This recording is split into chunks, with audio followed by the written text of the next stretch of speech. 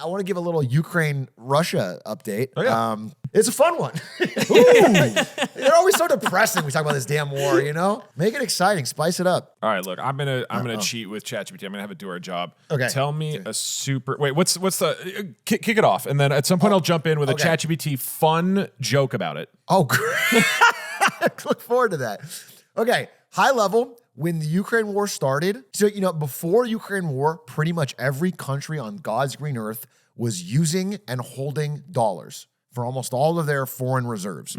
Russia had 300 billion of these dollars, some euros too, and they were holding them in banks all over Europe and America. And when the war started, that was frozen. All these $300 billion in Russian assets were frozen, which is what kicked off a lot of fear from countries all over the world that, hey, if I'm ever on the bad side of the United States, all of my money could be frozen. Like, this is scary. Real quick, their money wasn't held by the U.S., was it? Or is this, where is this? Majority of this money is actually in European banks, but it's dollars. It's a euro-dollar combo. So majority dollars, and it's in European banks. So did we, America, go in there and say, do what we want, or did we collectively with the Europeans? This is during Biden, I believe. But I guess what I'm saying, the fear that America might freeze your money, is it America and Europe might freeze? America and Europe. Okay. That we would collude. Europe is considered in this thing to be kind of a vassal of America. Okay. You know, like, we tell the little bro what to do. The evil West. Yeah. Up top. Hey. I didn't even get evil Doug's. West. I got 2 of you. I got like 3 high fives from you and none. You got 6 from me and none from Doug. You're the vassal of the show. Pass along, I'll give it over. So Europe and America could collectively freeze your assets. And that's scary for most countries because they're thinking, oh my God, if I ever piss off the wrong president at the wrong time, then all of the money that we have saved to manage our currency and have collected from investments and trade, we're going to lose. And so at that point is when we began to see almost all countries worldwide, they didn't reduce their holdings of US dollars, but all their net new purchases were in gold or RMB or what. They were just adding more. Like the percentage of gold in central bank reserves has gone way up. So that's like a larger story. But this money has just been sitting there because they seized it, but they didn't use it, which would have been another line to cross. Right now, they just froze it and they're going to like give it back after the war is over. And almost everybody agreed that using it would be too far. That would cause panic. That would cause people to flee the dollar system or whatever because you can't use it. Recently, some dissenting voices emerged, which is Friedrich Merz of Germany, who previously had said, we cannot touch it. That'll fuck up the euro dollar system. We can't.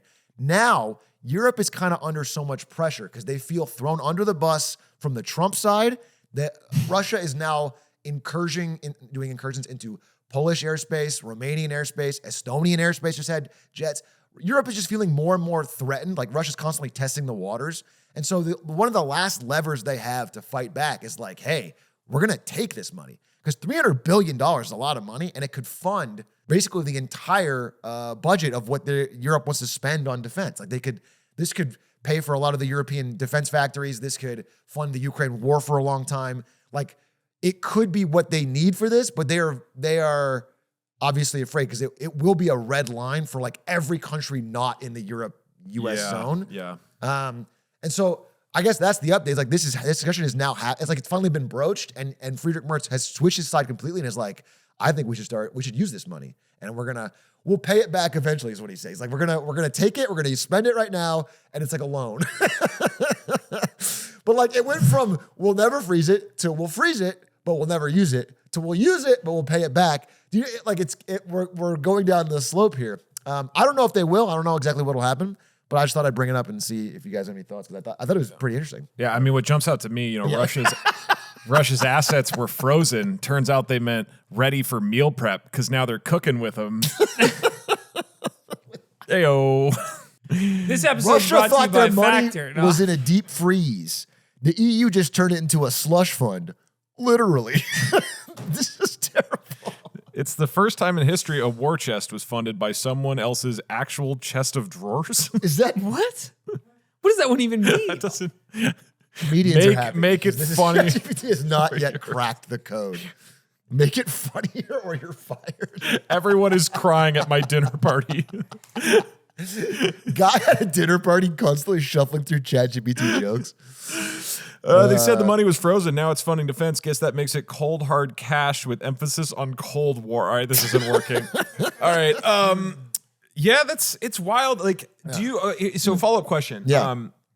They're on a broad, high level theme, and you know much more about this than I do.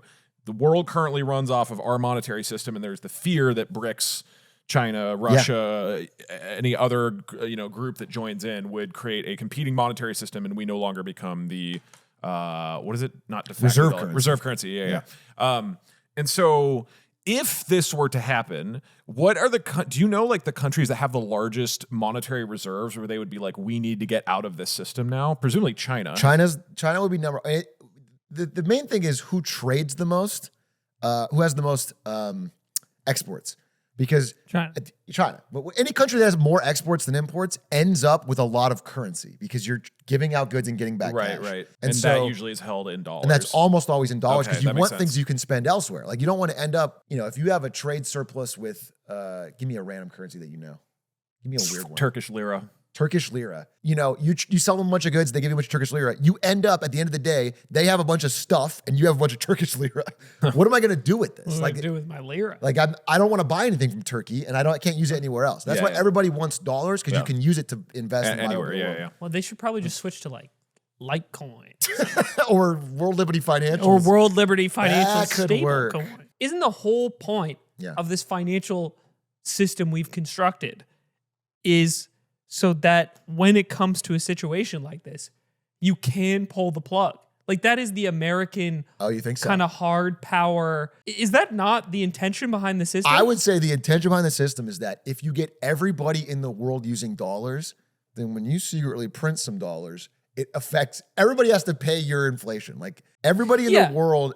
But that's when everything's going good. And it's like when somebody steps out of line, it's the carrot and the stick. Is it not the carrot and the stick? I'm being serious. Well, the stick is also when we print money. Yeah, what I'm saying is... those are two sticks. There's no carrots here. Yeah, okay, I mean, the carrots sticks. is obviously the global system, the benefit from being a part of it. But yeah, it's... It is know. also interesting because there doesn't really feel like, at least now, isn't a big part of this problem is there isn't really another system or currency to run to. Nobody has a great alternative that most people seem happy with, and that's why it's gold that's being bought. We're like a feudal lord, and the serfs, we can only beat them so much before they revolt. I think it's a great metaphor. I honestly think like people have been putting up with this for a long time, but like there's a certain point where it's like, I have to do something. And shit, and I'm the guy who's like, why don't we just beat the workers more? You guys are being soft. That's the whole point of the feudal system. The whole point is just The to whole beat the point of workers. the feudal system is so I can beat the workers when We things can are going with that. all day long. They work in the fields. That's their carrot. Okay, strong analogy. I'm beginning to see. Hold on. The perfect? moral implications were not. Just to be clear, the moral implications of what I was saying were not lost on me. I was saying that I'm sure in my head when the system was constructed a long time ago, and we chose not to go into into another era of direct colonialism after World War II and literally take over everywhere. And we decided to go this direction instead. I'm sure one of the benefits somebody thought about at the time is when somebody steps out of line, you get to pull the fucking plug. You get to yank their... I mean, maybe, we haven't done it before. I'll just be clear. This is the first time this has happened. So if that was the plan from the beginning, it's taken 60 years 80 years to happen. Is it? Do you know? Because isn't most of it held in Switzerland?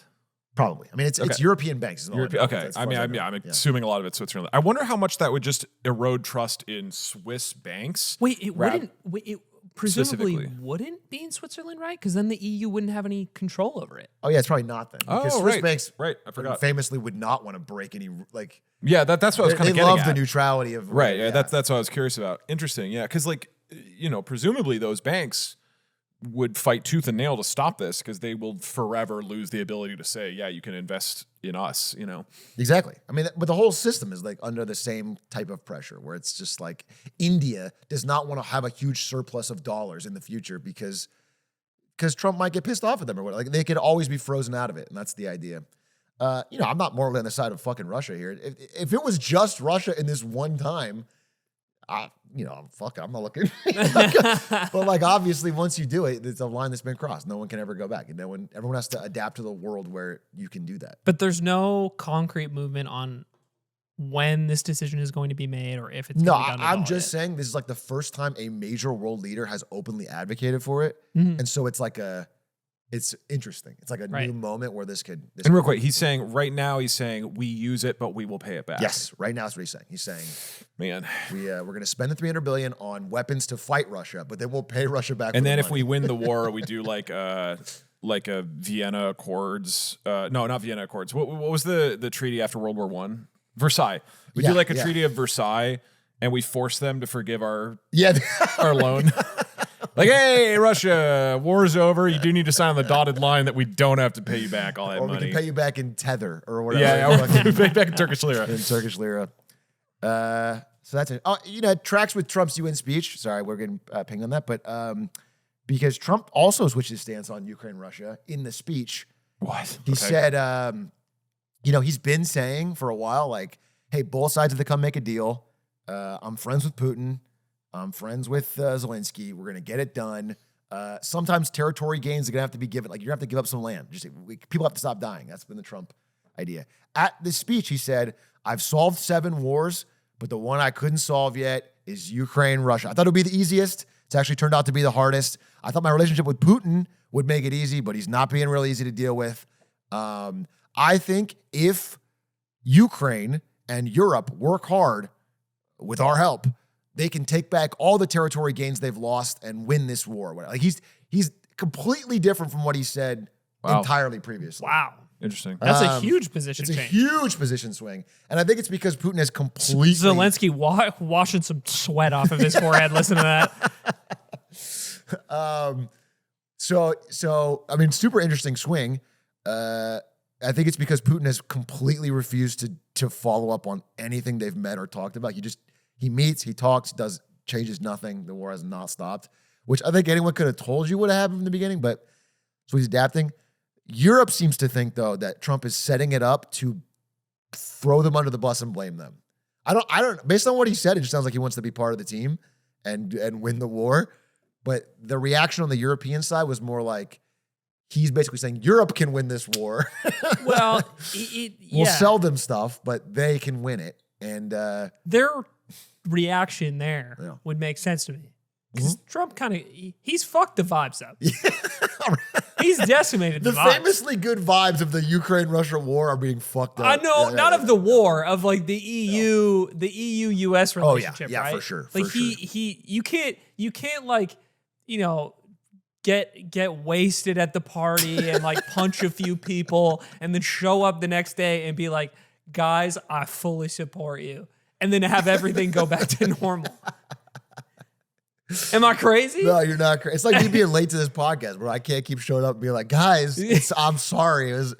I got to be here on time. Yeah, I agree. I fucking agree. Speaking of fucking the vibes up, I don't know if you saw that UN speech, either of you. No. A very brief thing. He went around the room, China, India, Europe, and just shit on everybody.